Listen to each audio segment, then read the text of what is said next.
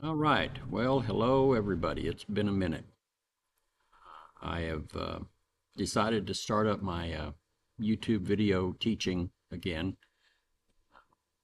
whatever you want to call it, Bible study or whatever. Uh, it's been a while. I am better set up now to do it than I was before. You're going to have to excuse the background. I'm still working on a background editor, uh, but it is what it is.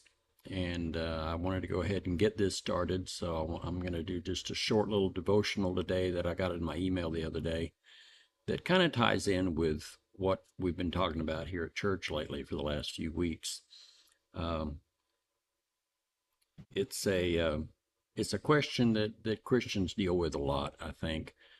Uh, if you've ever been disappointed in life, or if God's timing hasn't lined up with your timing, he hasn't done things on your schedule, you're not alone. You're not the only one. In Psalm 13, David cried out in desperation, it says, asking God how long he would forget him. And he asked God how long he must wrestle with his thoughts day after day. He was waiting for God to do something. And we've all been in that position where we're waiting for God to do something. We know that he has already got a solution to whatever problem we're dealing with. He's got a way out of whatever situation we're in, but we have to wait. And when you're the one waiting, that's the last thing you want to be told to do is, well, you just have to wait on God. And you go, yeah, I know, but that's the hard part. We don't like to wait. We live in an instant society. We got instant coffee, instant tea, instant streaming movies anytime you want on streaming channels. We have TV dinners that are ready in 5, 10, 15 minutes in the microwave. We've got, everything is instant. Instead of having to look at the newspaper to see what the news is, all you got to do is log into your computer and say local news, and bam, you've got local news, world news, international news, political news, science news, health news, whatever you want is right at your fingertips in just a fraction of a second. So waiting doesn't come easy for us. Now, back 50, 75 years ago, waiting was a little bit easier for people, I think, because when we were primarily an agricultural society, a farmer doesn't plant his seed and then go to bed that night thinking, okay, tomorrow I'm going to harvest. He knows he's got to wait. And it's going to be a few months before that crop is ready. And in the meantime, there are things that he has to do, and he knows that. He's got to water it, he's got to fertilize it, he's got to keep the bugs away from it, he's got to cultivate it and nurture it and take care of it and do those things so that he does get a good crop. And we tend to forget that nowadays. We're just used to just getting it when we want it. I want what I want and I want it now. And we don't wait as well as we used to. And so I think that waiting is something that we need to relearn in our society. Waiting takes faith and trust in God. You have to have faith in God. You have to have trust in God to be able to wait on Him. It's not an easy thing for us to do, and we can say, yes, we have faith in God, and I trust God, and I know He's got my best interests at heart. But still, we want the answer right now. We don't want to wait.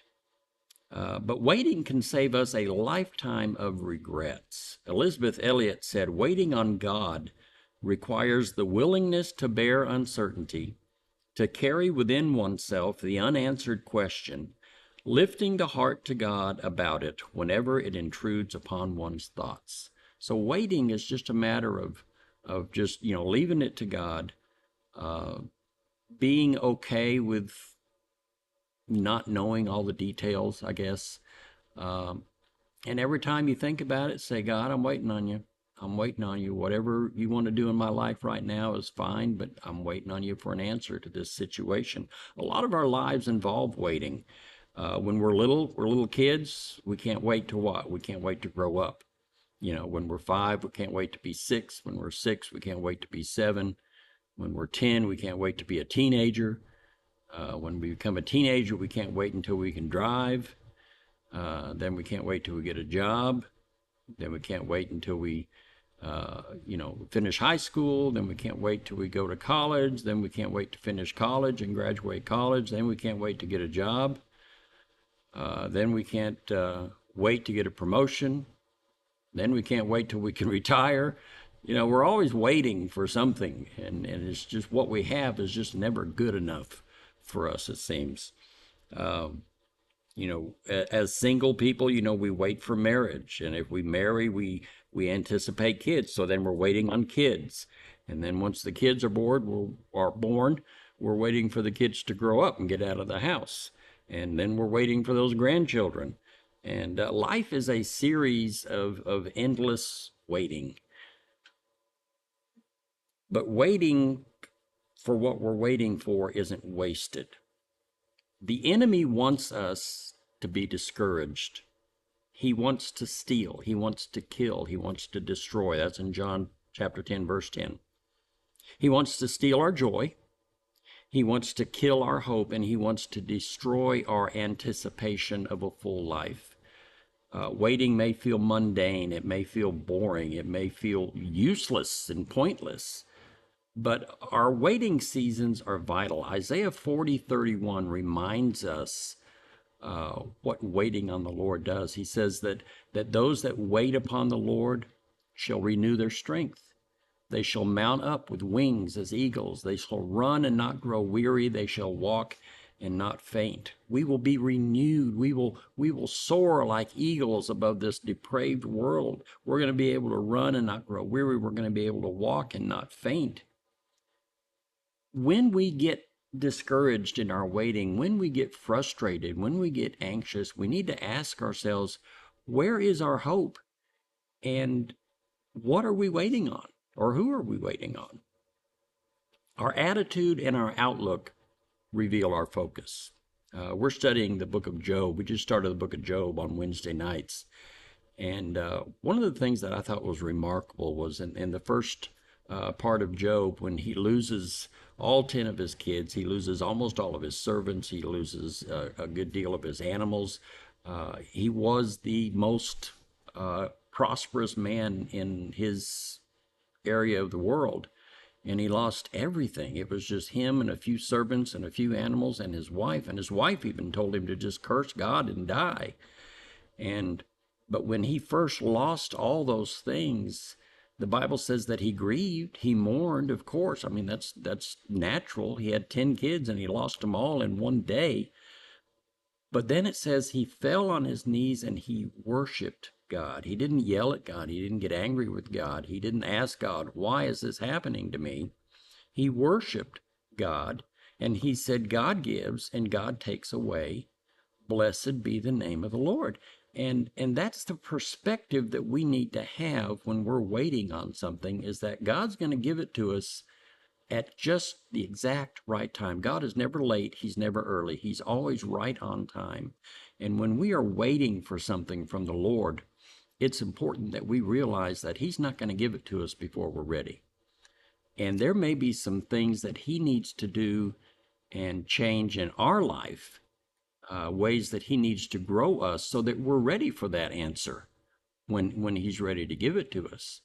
But it's not going to do any good if we're not ready for the answer when he gives us the answer. We need to be ready for that. And if there's anything that we need to do, anything we need to learn, anything we need to accept, anything we need to realize, maybe an attitude that we need to change, or a habit, or whatever it is, God's going to work that into us during that waiting time. It's not just like you're waiting in the doctor's office and you're flipping through a 4-month-old magazine and listening to everybody cough around you and sniffle and whispering, and it's not like that. It's not like you're just kind of wasting your time. We can take this time of waiting and we can turn it around and say, God, what do I need to do in order to get ready for this answer that I know is coming? I know you've got an answer. I know it's waiting right there. You're just waiting there ready to give it to me. But since I don't have it, it means I don't need it right now, or I'm not ready for it right now. So our outlook, our attitude and outlook are going to reveal our focus. If we're miserable because we don't have what we're waiting on, then our hope is in people. It's not God. And that's a good self-check for us is if you're waiting on something and you're miserable about it, who are you waiting on? Are you waiting on somebody down here to give you whatever it is you're looking for, or are you waiting on God? Because if we're waiting on God, we should have that peace that passes all understanding. We should have that calm assurance that we know that God is going to fix this when it's time. If we're content, our hope is in God. Satan's oldest trick in the book is to convince us that God's holding out on us. That's what he did with Eve. You know, she wanted more. She had a sinless husband. She lived in paradise, but she wanted more. And Psalm 84:11 reminds us that God isn't withholding anything from us. Our greatest need is the forgiveness of our sins, and he's already covered that. So if he's going to do that, what more is he going to do for us? Psalm 37:3, David said to trust God and do good. No matter what we're waiting for, we can all trust God and we can all do good. But to help us trust God, it's important to look back on what he's done. There's no shortage of things that we can trust God for. We trust him with our eternal security, for one thing. We can trust him with our day-to-day lives at the very least. And we need to look back and see what he's already done for us. And then apply that to what we're going through right now and encourage ourselves and say, you know what? God took care of me then. He brought me to this point for a reason, and he's going to get me to the next step and the next stage in my journey. Take a piece of paper every now and then and just write down everything that God's done for you in the last 6 months or this last year since this year started. David says, feed on his faithfulness. And that's what we need to do, especially when we're hungry for an answer. We need to feed on the faithfulness of God and remind ourselves that God has our back. And he's got us here, and he's going to take us farther. But we have to wait. Because of God, we are more than conquerors. Now, I've heard a couple of definitions for more than conquerors. One definition is that a conqueror conquers his enemies, but someone who is more than a conqueror makes his enemies his friends. And I think that's a pretty good definition. There was another illustration that I heard years and years ago. Imagine a prize fighter. He's in the ring, he's in the championship fight of his life, of his career. It's what he's been working for. And he wins, and he's got the belt, and he's got the prize money check, $5 million, and he's got the title, and he's battered, and he's bruised, and he's bleeding, and he steps out of the ring, and his wife is there waiting for him, and she's just ecstatic, and they hug and kiss, and then she steps back from him a little bit, and she holds out her hand, and he hands her that prize check, that prize money. He's a conqueror. She's more than a conqueror. But the Bible says that we are more than conquerors. We just don't win. We win and then some. And there's no limit to the good that we can do while we're waiting. We can help others while we're waiting for an answer. And if you don't know somebody you can do good for, then just pray for them. Pray for somebody that God would take care of them the way he's taken care of you, that God would encourage them the way he's encouraged you, that you would ask God on their behalf as if you were asking for yourself. That's the way that we do good for others. There's no doubt that waiting is hard to endure. I'm bad at it. Some days I'm better at it than others. Some days I'm like, no big deal. Some days I'm like, there have been times where I'd go to Walmart and I'd have a few things in my buggy or my basket, my cart, whatever you want to call it, and I'd get up to the checkout, and I don't do self-checkout because I don't work for Walmart. So I go to one of the assisted checkout lines, and they're backed up all the way to the back of the store almost, and there's only 2 of them, and there's 73 people in line. And I have been known to just leave my basket right where it is and walk out of the store. So I'm not very good at waiting all the time. Sometimes I have my good days and I'm pretty good at waiting. But waiting is hard. Waiting is hard. But God in his mercy will keep us busy in our waiting. One woman asked her pastor if she could visit sick church members who were in the hospital, and he said, yes, of course. And after a few months, he realized that this woman was better at praying for people. So he asked her to stop her hospital visits and just start praying for these people. And as this woman began to pray, the pastor realized that the Lord had been using her to, through these prayers, he'd been using her in a very mighty way. And it got to where he would call this woman to pray, whether for someone's salvation or a need for the church or direction for members or whatever it was. He was her prayer warrior. He was her go-to. He had her on speed dial. And she would pray and things would happen. Never underestimate the magnitude of what God can do with our willingness in our waiting seasons. It's not easy to wait. I want things and I want it now. But God makes us wait, partly because he's trying to teach us something, or partly because he's trying to make us realize something. Maybe he's trying to show you that, if you do start a prayer ministry, or if you do start visiting people or something, while you're waiting for your answer, you're encouraging other people and you're doing God's work. That's what we're here for. We're here to do his work while we're still on this earth. And as we do his work, we're going to learn things, and we're going to be scolded by God at times, and we're going to be praised by God at times. He's going to be proud of us, and then he's going to say, you should have done this. And maybe next time let's go around the block again and see if you'll remember it next time. When you fail a test, you got to take it again. You got to take a retest. So sometimes I wish I would just pass the test the first time around so I could keep moving forward, but that doesn't always happen. Anyway, just trying to encourage you to wait and to occupy yourself while you wait. Again, it's not like sitting in the doctor's office just waiting. You need to do something while you're waiting. And so we've started these videos. Again, I'm going to try to do one video a week. I'm not sure what day they're going to show up. Haven't quite figured out all the details yet, but when you watch this video, as you're watching this video, click the like button and click the subscribe button. That way you'll get a notification every time a new video pops up. I think we're going to start with the book of Esther with the next video, and we're going to do a book study on the book of Esther.